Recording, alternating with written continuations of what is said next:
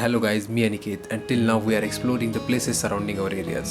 तर आज आपण जातो पुण्याच्या एका अशा लोकेशनला जे की धार्मिकच नाही तर ऐतिहासिक आणि सांस्कृतिकदृष्ट्या तेवढेच महत्त्वाचे आहे.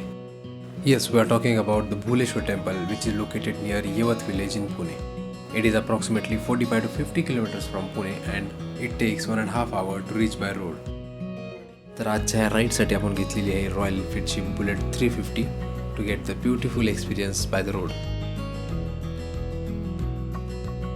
तर आज आपण जातोय कात्रज यवत मार्गे श्री क्षेत्र भुलेश्वर माळशिरसला. साधारणतः कात्रज यवत मार्गावरती ट्रॅफिक थांबायचे असते, पण आपण निघालोय सकाळी 6 ते 7च्या दरम्यान, त्यामुळे आपला आणि ट्रॅफिकचा काही संबंधच नाही होणार. काही जण म्हणतात की जाऊ फोर व्हीलरने, काय टू व्हीलरवरती जायचं, पण टू व्हीलरवर जायची हीच ती मजा. कोवळं ऊन, मोकळा रस्ता आणि थंड थंड हवा. अजून काय हवंय तुम्हाला विकेंड राईड्सला, आणि त्यात ह्या बुलेटची डुकडुक डुकडुक, आहा कमाल. तर आपण पोहोचलोय माळशिरस या गावामध्ये. माळशिरस गावाची ही कमान, ज्या कमानीच्या एकदम ऑपोजिटला आपल्याला बघायला भेटेल भुलेश्वर मंदिराचे प्रवेशद्वार.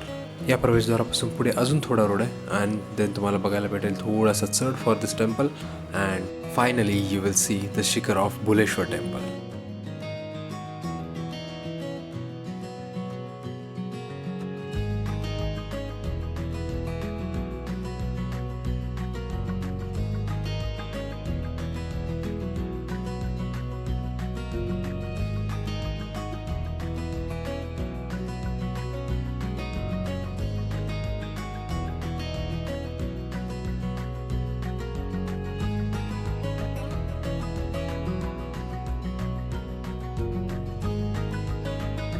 The wait to see the temple from outside is over now.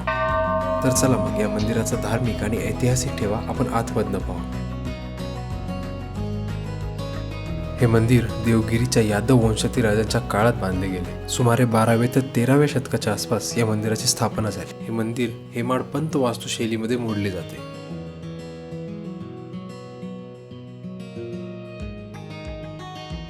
ही कला महाराष्ट्रातली एक वैशिष्ट्यपूर्ण वास्तुशैलीमध्ये येते, जी देवगिरीच्या यादवांचा महामंत्री हेमाद्री पंडित यांनी विकसित केली. या मंदिराचं वैशिष्ट्य म्हणजे हे मंदिर चुनखडी न वापरता एकमेकात अडकवलेल्या म्हणजेच इंटरलॉकिंग सिस्टीमने बांधले गेलेलं आहे.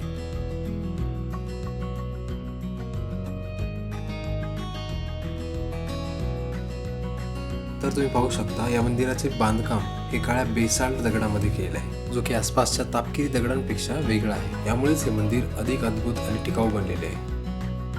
अशी देवळं पश्चिम महाराष्ट्रात थोडी, विदर्भात थोडी, पण मराठवाड्यामध्ये खूप आहेत. जसं की तुम्ही पाहिलंच असाल, या मंदिरातील शिल्पे व मूर्ती या काही तुम्हाला खंडित दिसत असतील, कारण त्यामागेही इतिहास आहे. या मंदिरावरील अनेक मूर्ती व शिल्पे मुघल आक्रमकांनी तोडफोड केली.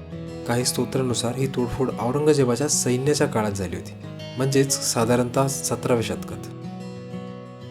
नंतर छत्रपती शिवाजी महाराजांनी मुघल हल्ले थांबवली आणि मंदिरे वाचवायला सुरुवात केली.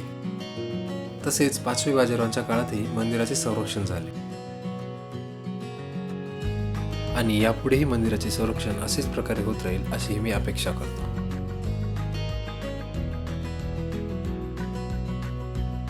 भुलेश्वर टेम्पलमधून बाहेर पडल्यावर जाणवतं की हे फक्त दगडांनी बांधलेलं मंदिर नाही, तर शतकानुशतके चालत आलेल्या श्रद्धा, संघर्ष आणि इतिहासाचं एक जिवंत साक्षीदार आहे. आज आपण इथून निघताना फक्त एक ठिकाणाची आठवण घेऊन जात नाही, तर एक वेगळी शांती, इतिहासाशी जोडलेलं नातं आणि एक अनुभूती घेऊन जातो. की काही ठिकाण फक्त पाहायची नसतात, ती मनापासून अनुभवायची असतात. आजचा हा भुलेश्वरचा शांत आणि सुंदर प्रवास तुम्हाला कसा वाटला ते कमेंटमध्ये नक्की सांगा. जर व्हिडिओ आवडला असेल तर लाईक, शेअर आणि सबस्क्राईब करायला विसरू नका. अशाच नवीन ठिकाणच्या राईडसाठी भेटूया पुढच्या ब्लॉगमध्ये. तोपर्यंत सेफ राईड, स्टे हॅप्पी.